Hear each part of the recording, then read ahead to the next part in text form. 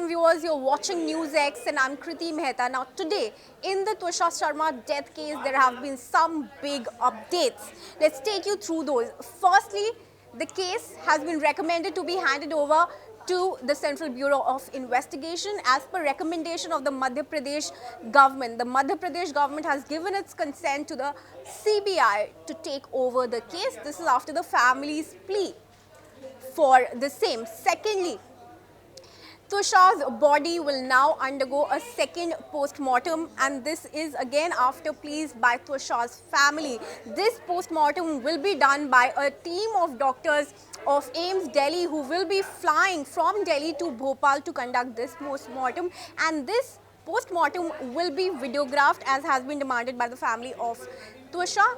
The court has also directed that Twisha's body be now preserved at -80 degrees Celsius for the post-mortem to be conducted. Third, Samarth Singh, Twisha's husband, who had been absconding for 10 days, has finally surrendered in the Jabalpur court this evening. Despite that, there are several questions that are being raised, questions that remain unanswered. Firstly, why had Twisha Singh visited a salon just hours before her death? If she had died by suicide, why would she visit a salon? Second important question that is being raised is why were there anti-mortem injuries on Twisha's body before her death? Those injuries are subject to investigation. How were they inflicted?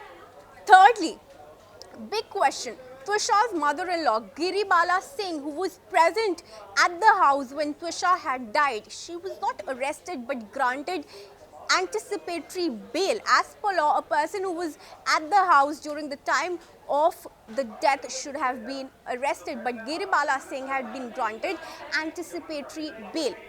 Another question that comes to one's mind is Twisha's mother-in-law, who has been making claims about her medical health, says she had accessed her medical health records. But how did she get access to those medical health records and her mental health records? Because these are extremely confidential and strictly remain between a doctor and a patient. And in fact, sharing those reports with another person could have the doctor lose his practice license.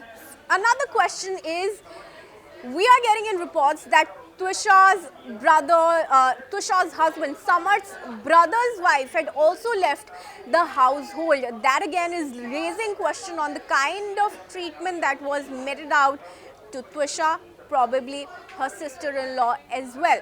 Another big question is that why was Samarth Singh absconding for all of 10 days? He's surrendered today before the court, but where was he for 10 days? And what has he been able to do in these 10 days? What kind of strategies was he able to plan to strengthen his case in the probe that is underway? These questions are still unanswered and demand a probe, something that agencies will be looking at and something that Twisha's family also demands to know.